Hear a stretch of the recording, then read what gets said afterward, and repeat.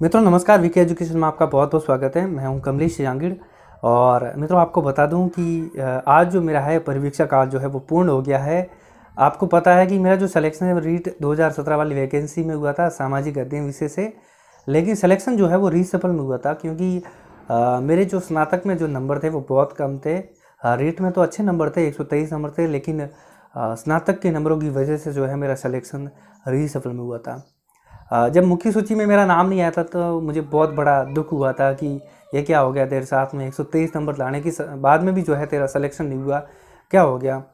लेकिन ऊपर वाला कहीं ना कहीं मुझे ये बताना चाह रहा था कि भाई जिन लोगों को कुछ चीज़ें आसानी से मिल जाती है ना, वो लोग उन चीज़ों की कदर नहीं करते। और वही चीज़ मुझे बताना चाह रहा कि तुझे बड़ी मुश्किल से मिली है तो उसकी कदर कभी मत भूलना। और वही चीज़ मैं कर रहा हूँ। मेरे लिए इसके जो भाव है मेरे मन में संजोए हुए हैं और इसकी मैं जो है बहुत बड़ी कदर करता हूँ। तो आज परिवीक्षा काल पूर्ण होने की खुशी में ये वीडियो लेकर के आया हूँ और बात करेंगे आज कि ये जो डेट आगे बढ़ी है, इस डेट का कितना फ़र्क पड़ेगा। क्योंकि कुछ कैंडिडेट जिनकी तैयारी बहुत ज़्यादा अच्छी है, उनके मन में कहीं ना कहीं संशय है, तनाव भी होगा। और जिस गति में वो पढ़ पा रहे थे उस गति में वो नहीं पढ़ पा रहे हैं, तो उनके लिए भी बात करूँगा। साथ ही साथ वो कैंडिडेट जो मतलब जिन्होंने सिलेबस कंप्लीट नहीं किया था तो उनके लिए एक थोड़ी खुशी की बात हो सकती है, और जिनका रिवीजन अच्छे से नहीं हो पाया था उनके लिए भी ये खुशी की बात है। और कहीं ना कहीं मैं पूर्ण जो है विश्लेषण करूँ ना, तो डेट बढ़ना सबके लिए खुशी की बात है, और कुछ लोगों के लिए नहीं है ना, तो वो तनाव न ले, उनके लिए भी एक बहुत बड़ा अवसर है। आगे बात करेंगे टारगेट को लेकर के। आप तैयारी कर रहे हैं तो मुझे लगता है कि ये जो टारगेट है वो मिनिमम आपको सेट कर देना चाहिए और इस टारगेट के अनुसार आपको तैयारी कर देनी चाहिए, ठीक है ना। अब पहली बात करते हैं मित्रों, जो डेट आगे बढ़ी है उसको लेकर के। देखिए मित्रों, इस समय ऐसे कैंडिडेट हैं, कुछ कैंडिडेट ऐसे हैं जिन्होंने सिलेबस कंप्लीट कर दिया है, रिवीजन भी कर दिया है, क्योंकि उन्होंने क्या शुरू से प्लानिंग बनाई थी 25 अप्रैल को लेकर के। अब चूंकि 25 अप्रैल को एग्ज़ाम नहीं हुआ है, डेट आगे बढ़ गई है, लेकिन उनका सिलेबस कंप्लीट हो गया है, रिवीजन भी हो गया है, तो कहीं ना कहीं उनके लिए थोड़ा सा लॉस हुआ है। लॉस ये हुआ है कि यदि एग्ज़ाम 25 अप्रैल को होता तो कहीं ना कहीं मेरिट कम रहती बजाय 20 जून को होने के। अब लगभग मैं मानूँ कि जो 25 अप्रैल को एग्ज़ाम होना था तो कहीं ना कहीं 2 महीनों का जो है वो अंतराल जो है वो आ गया है। तो इन 2 महीनों में काफ़ी उतार चढ़ाव होंगे।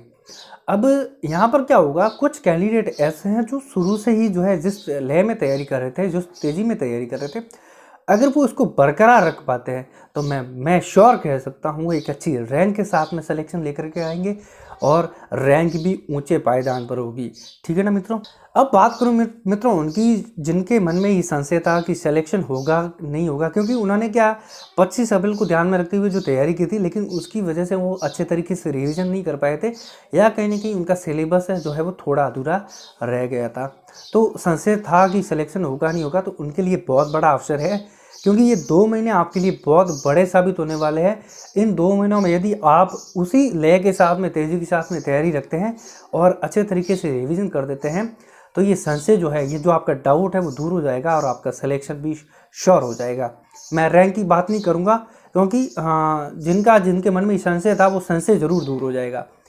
अब उन कैंडिडेट की बात करूँगा जो अभी से शुरू करेंगे या जिन्होंने ये डेट आगे बढ़ी है उसके बाद से शुरू किया है, तो उसमें कुछ कैंडिडेट सेलेक्ट होके आ सकते हैं। कुछ कैंडिडेट, बहुत कम कैंडिडेट आएंगे जो मुझे लगता है जिनका पेपर अच्छा सेट हो जाता है। कई बार एक बार जो है सिलेबस करने के बाद में भी जो है पेपर अच्छा सेट हो जाता है तो सिलेक्शन हो जाता है।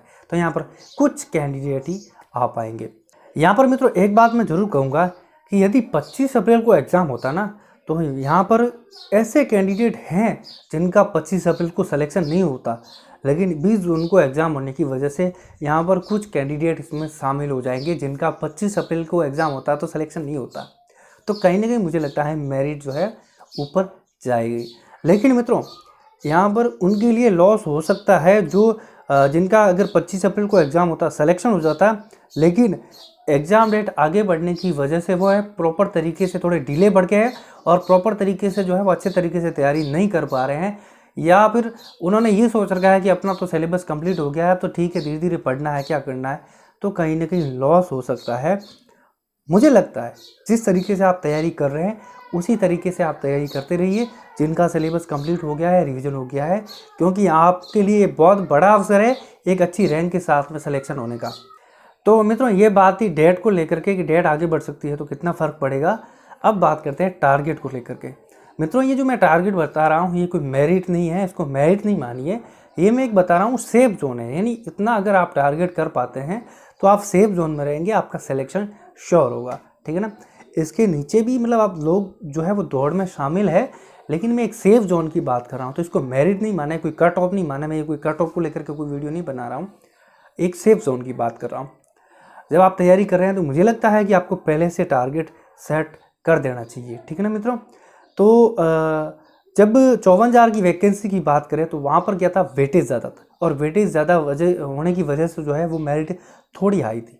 इस बार थोड़ा सा बैलेंस हो रहा है, यानी 31,000 की वैकेंसी है, मतलब पद कम है, लेकिन फिर भी 54,000 की वैकेंसी में जो मेरिट थी उसको वो है बैलेंस कर पाएगी, क्योंकि यहाँ पर थोड़ा वेटेज कम हो गया है। तो कहीं ना कहीं जो मेरिट है, पिछली जो मेरिट थी उसे थोड़ी सी हाई जाएगी, ज़्यादा हाई नहीं जाएगी, यानी जो पिछली बार की मेरिट थी उसके अनुसार ही रह जाएगी, ठीक है मित्रों।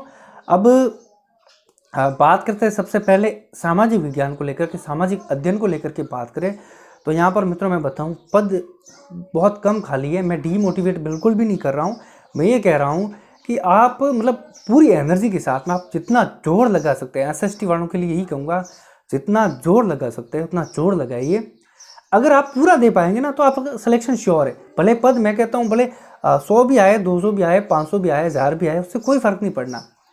अगर आपने अपना 100% दे दिया ना तो आपका सिलेक्शन श्योर है। अभी मैं टारगेट की बात करूँ मित्रों, सेफ जोन यहाँ पर रहेगा 125 प्लस स्कोर आप करते हैं तो वो सेफ जोन रहेगा, क्योंकि 125 के नीचे वालों का भी सिलेक्शन हो सकता है, वो भी दौड़ में शामिल है, लेकिन मैं सेफ जोन की बात कर रहा हूँ। 125 और 125 से प्लस ये सेफ जोन है, इतने नंबर आ रहे हैं तो आप एक सेफ जोन में है, आपका सिलेक्शन श्योर है, ठीक है मित्रों। अब मित्रों बात करते हैं हिंदी को लेकर के, जो जिनके हिंदी बन रही है। हिंदी वालों के लिए मित्रों बात करूंगा कि पिछले वैकेंसी की बात करें तो यहाँ पर ऐसे कैंडिडेट भी थे जिनका 118 में भी सिलेक्शन हो गया था, 117 में भी सिलेक्शन हो गया था वेटेज के अनुसार। तो यहाँ पर थोड़े से पद कम है, वेटेज कम है, तो इसको संतुलन बनाए तो यहाँ पर 120 नंबर जो है मुझे लगता है एक सेफ जोन है। 120 से प्लस हिंदी वालों के लिए। इंग्लिश वालों की बात करें मित्रों यहाँ पर तो पद ज़्यादा आएंगे, जितनी भी वैकेंसी है सबसे ज़्यादा पद इंग्लिश के आएंगे, क्योंकि इंग्लिश की पोस्टें काफ़ी जगह खाली है। पिछली बार 10,000 पद आए थे, लेकिन उसके बावजूद भी इंग्लिश की पोस्टें खाली है। तो यहाँ पर जो आपको टारगेट सेट करना चाहिए 115 प्लस, 115 और 115 प्लस जो टारगेट है वो सेफ जोन माना जाएगा वेटेज को देखते हुए। और एडिशनल वाला मामला जो चल रहा है इसको मैं शामिल नहीं करूँगा, लेकिन सीधी सी बात बताऊँगा कि 115 जो है ये आपके लिए सेफ जोन रहेगा, ठीक है। अब मित्रों बात करते हैं लेवल फर्स्ट वालों के लिए और संस्कृत वालों के लिए। संस्कृत वालों की पोस्टें कम आती है, SST का जैसे मैंने बताया था 125 प्लस स्कोर है, वो ही संस्कृत वालों को रखना है। 125 प्लस है तो आप सेफ जोन में है। अब बात करें लेवल फर्स्ट वालों की मित्रों, तो यहाँ पर जो है पिछली बार की मेरिट लिस्ट की बात करें तो थोड़ी कम गई थी। अब ये डिपेंड करेगा कि बीएड वाले इसमें शामिल होते हैं या नहीं है, क्योंकि फ़िलहाल अभी जो है वो कोर्ट के अधीन मामला चल रहा है। फिर भी दोनों चीज़ें मैं जो है श्योर कर देता हूँ, यदि बीएड वाले शामिल होते हैं तो आपका टारगेट 120 या 120 प्लस रखना पड़ेगा। और अभी से आप ये मान के चलिए कि आपको 120 के अनुसार ही तैयारी करनी है, क्योंकि अभी हमें पता नहीं है कि बीएड वाले शामिल होंगे। अगर बीएड वाले शामिल नहीं होते हैं तो ये मुझे लगता है कहीं ना कहीं थोड़ा सा जो है कम हो जाएगा, आपके लिए 115 नंबर भी सेफ हो जाएंगे। तो ये चीज़ थी जो मैंने बताई रीट लेवल फर्स्ट को लेकर के। अब मित्रों बात करें विज्ञान गणित वालों की, तो मित्रों मैं एक चीज़ आपको साफ बता दूं, विज्ञान गणित में पोस्टें काफ़ी अच्छी आती है, लेकिन यहाँ पर जो है विज्ञान गणित वाले कैंडिडेट हैं इनमें कंपटीशन काफ़ी अच्छा होता है, मैंने देखा है कहीं। तो यहाँ पर जो है आपको टारगेट 118, 119, 120 जो है आपको सेट कर देना चाहिए। 118, 19, 20 जो है वो सेफ जोन माना जाएगा। इसके नीचे वाले भी दौड़ में शामिल है, लेकिन ये एक सेफ एरिया है जिसकी मैं बात कर रहा हूँ। ये मेरिट नहीं थी, ये एक सेफ जोन है। ये टारगेट आपको पहले से सेट कर देना चाहिए। तो मित्रों ये थी बात टारगेट को लेकर के, और जो डेट आगे बढ़ रही है इसमें इसका कितना फ़र्क पड़ेगा उसको लेकर के। और अभी जो आपको मित्रों बताया कि विद्यार्थी संबल योजना जो चल रही है, इस योजना का कितना नुकसान है, कितना फ़ायदा है, अपने अपने जो तर्क है मुझे कमेंट सेक्शन में ज़रूर बताइए, और एक सकारात्मक जो है बहस कमेंट सेक्शन में ज़रूर कीजिएगा। धन्यवाद। जय हिंद, जय भारत।